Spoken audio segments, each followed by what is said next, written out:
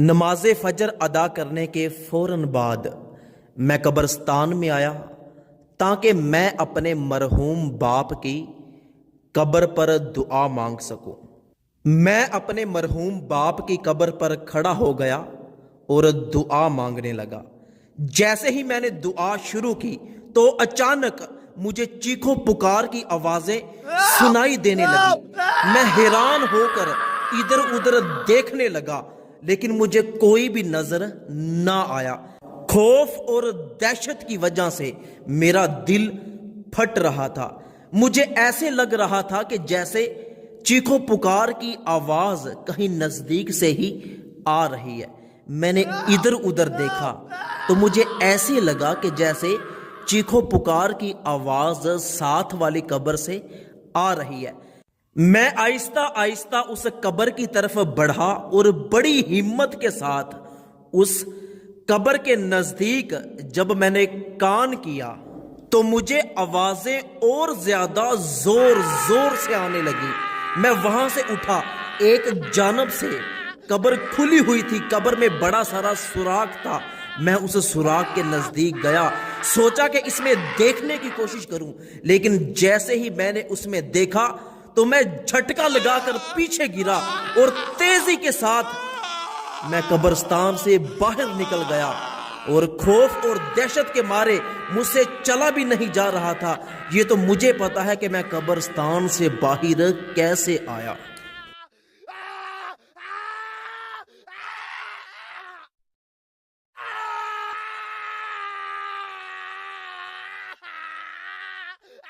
میں جلدی کے ساتھ اپنی موٹر سائیکل کے پاس آیا، موٹر سائیکل پر بیٹھا، موٹر سائیکل کو سٹارٹ کیا اور جلدی کے ساتھ اپنے گاؤں میں چلا گیا۔ میں گاؤں جا کر جلدی سے قبر بنانے والے مستری کو، جس نے ہمارے گاؤں کی ساری قبریں بنائی، اس کو میں قبرستان میں لے کر آیا تاکہ اس کو یہ معاملہ دکھا سکوں اور پوچھ سکوں کہ یہ قبر کس کی ہے۔ وہ بار بار مجھ سے ہاتھ پکڑ کے پوچھے کہ آخر اتنی جلدی تم مجھے قبرستان میں کیوں لے کر آئے ہو؟ میں نے اسے کہا کہ بس آپ چلتے رہو۔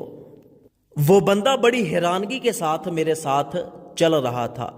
جب ہم دونوں قبر پر پہنچے تو میں نے کہا کہ 1 منٹ پیچھے رکو۔ میرا گمان تھا کہ ابھی بھی قبر سے آوازیں آ رہی ہوں گی، لیکن جب میں نے قبر کو کان لگا کر دیکھا تو کوئی کسی قسم کی آواز نہیں آ رہی تھی۔ پھر میں نے اس کو بتایا کہ صبح نماز فجر کے بعد میں فوراً قبرستان میں آیا۔ جیسے ہی اپنے باپ کی قبر پر دعا مانگنا شروع کی تو مجھے خوفناک آوازیں آنے لگی۔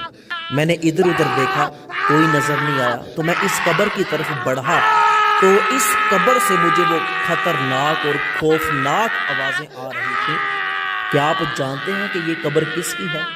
اس نے بتایا کہ یہ قبر ہمارے گاؤں کے ایک ٹھیکیدار کی ہے جو بہت ہی ظالم انسان تھا، اور سب سے بڑی بات یہ کہ یہ بندہ سود کا کاروبار کیا کرتا تھا اور لوگوں پہ ظلم کیا کرتا تھا، لوگوں کو سود پر قرض دیا کرتا تھا۔ تو میں سمجھ گیا کہ قبر سے جو آوازیں آ رہی ہیں یہ یقیناً سود کا کاروبار کرنے کی وجہ سے عذاب مل رہا ہے۔ تو میری اللہ پاک سے دعا ہے کہ اللہ پاک مجھے اور آپ کو سود جیسے بڑے گناہ سے بچنے کی توفیق عطا فرمائے۔ اچھی بات دوسروں تک پہنچانا صدقہ جاریہ ہے۔ اس ویڈیو کو جلدی سے اپنے تمام دوستوں کے ساتھ شیئر ضرور کیجیے گا۔